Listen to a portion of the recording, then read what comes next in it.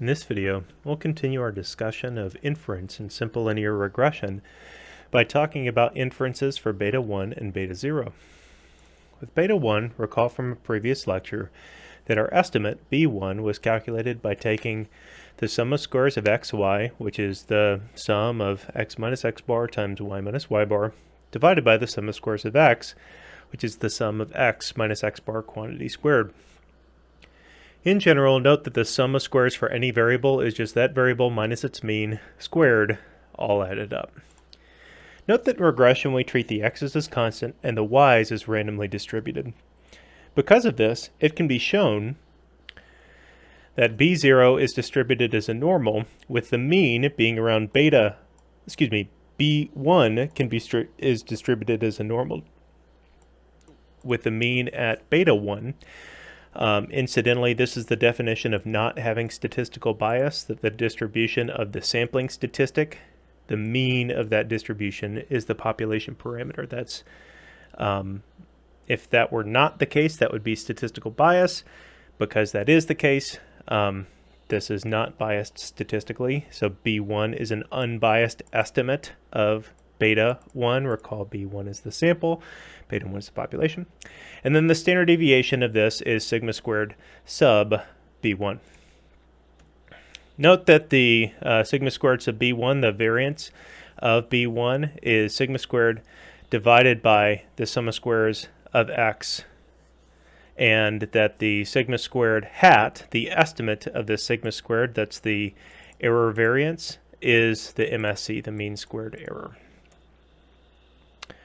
In constructing the test, just like we had with the one sample t-test, we write the null hypothesis and the alternative hypothesis out. Now these hypotheses are written in terms of a generic value k, so you can compare b1 to k.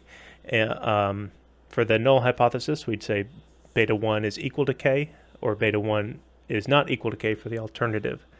Note that our null hypotheses are written about the population parameter, and this is the heart of statistical inference, that we're going to use data from the sample, B1, to make decisions about the population parameter, beta 1. So this is intentional, and this is an important fundamental concept in statistics, and where we use sample statistics to estimate population parameters and make decisions about population parameters. So be using a sample statistic to make a decision if beta 1 is equal to k.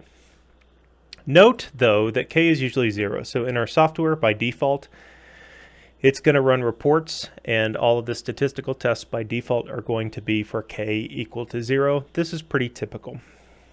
The test statistic is b1 minus k, so the test value or the observed value minus the hypothesized value under the null hypothesis, divided by the standard error of b1,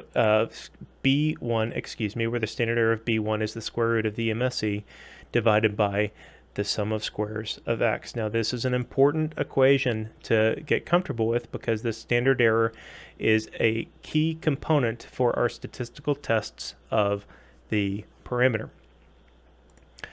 The distribution of this test statistic t follows a t-distribution with n minus 2 degrees of freedom. Note that this isn't n minus 1 as it was in our one sample t-test, because we're also estimating values for beta 0, so you can think about we're estimating two parameters, so you can think about, just like with a two sample t-test, it's n minus 2, you can think about we have two different populations, whatever helps you feel most comfortable in processing the fact that for these tests, the distribution is going to be n minus 2, and the best way to think about that is we're estimating two different parameters, beta 1 and beta 0.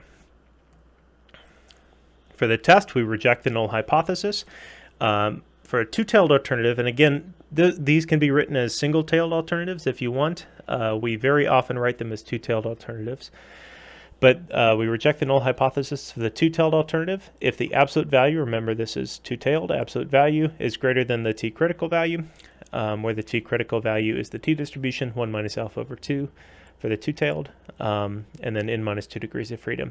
Again, this alpha over 2 becomes alpha for a one-tailed, and it's either 1 minus alpha if it's an upper-tailed, or just alpha left alone if it's a lower-tailed, and then we would write the appropriate sign here without the absolute value for a one-tailed test. Software, again, by default spits out t-values and p-values for k equal to 0. If we want to use other values of k, we either have to do calculations by hand or find a different package in R. In this class, we'll tend to do these calculations by hand if we want to do the calculation for other values of k, though there certainly are, I'm sure, packages in R that can do that. If the p-value is smaller than alpha, just like with any p-value, we compare to alpha. If it's smaller than alpha, we reject the null hypothesis in favor of the alternative. In the two-tailed case, the alternative is that beta 1 is not equal to k. And again, I can't say this enough, but maybe this will be the last time.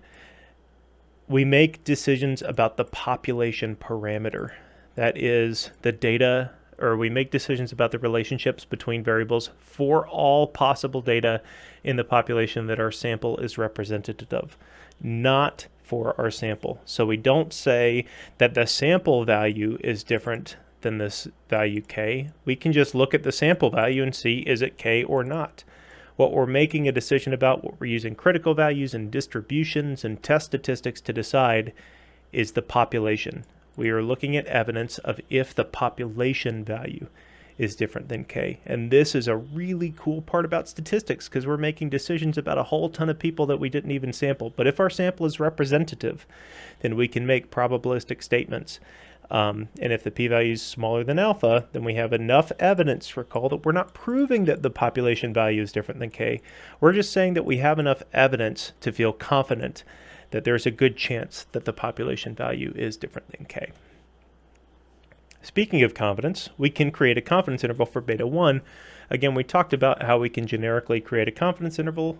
The confidence interval is formed the exact same way as all of our confidence intervals are. We have the point estimate plus or minus the critical value times the standard error. So the point estimate for beta 1 is b1. The critical value is the critical value, and the standard error is the standard error. So that's it. Pretty straightforward, pretty simple. Again, all of the information that we use to calculate a test statistic can be rearranged to calculate a confidence interval. So the test statistic and the confidence interval are very similar in terms of the fact that they incorporate the same information just in a slightly different way. Now we can use a confidence interval to test a hypothesis test. Now we can only do this for a two-tailed hypothesis test. So if we use a confidence interval to check, then we are checking for a two-tailed hypothesis test. Now for a confidence interval, you think of a range. Let's just say these two imaginary lines here. If k is in between the lines or in the range of the confidence interval, then we don't have enough evidence to reject the null hypothesis. That is, this is a feasible value under the null hypothesis. If the test statistic is, or if the k value is outside of the range of the confidence interval, then we do have enough evidence to reject the null hypothesis. So what we look at is the value k, that default value in our statement of the null and alternative hypothesis, and we determine where it lies in terms of the confidence interval. If it's in the range of the confidence interval, we fail to reject. If it's outside the range of the confidence interval, we reject the null hypothesis in favor of the alternative. Now, I talked about statistical power earlier. The power of a test is, as we already talked about, the 1 minus that beta value. So the probability of determining a statistically significant difference when you should. So concluding the alternative hypothesis when the alternative hypothesis was true. So for power calculations, we tend to calculate them. Well, there's a variety of ways to do calculations, but two pieces of information that's important, whatever the calculation method that you end up using, is the effect size and the error variability in the data. The effect size is just how big is the effect. So this depends on what statistic you're using. In a regression, we might say the size of beta 1 or the size of beta 0. Those could be effect sizes. We might use a standardized size of beta 1 or size of beta 0. We could use a correlation coefficient. We could use the coefficient of determination, R squared. All of these are potential effect sizes. The error variability is also important though, because remember, this is like white noise on a TV. So if we have a bunch of white noise, it can make it hard to determine even a mediocre effect size. But if we have very, very little white noise, then we might be able to see even small effect sizes. So depending on the amount of white noise that we have, that helps us understand the probability that we find a signal if it's truly there. Note that all power analyses should be done what's called a priori. That means before the fact. We only do power analyses before we implement a study. We don't do them after. This is because power and p-values are directly related. So if I have a p-value that's greater than alpha equals 0.05, I don't run a power. Now that might seem like a silly thing to say or a strange thing to say, but let me walk you through a real-life example of something that's happened. I've run a statistical analysis for a collaborator. After the statistical analysis came back, we found p was greater than 0.05. There wasn't a statistically significant effect of some program on some outcome. Okay, so super cool program A wasn't any better than the normal program that we would do, according to this, or we didn't have evidence to claim that it was. Then the person asked me to run a power analysis.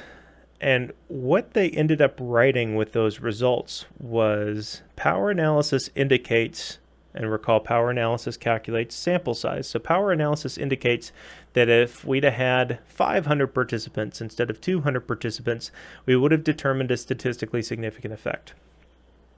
Now the interesting thing about this is that if the p-value is less than alpha, your power will indicate that you had a high enough sample size. If the p-value is greater than alpha, your power will indicate you didn't have a high enough sample size. This is what we mean by the fact that power and p-value are directly related.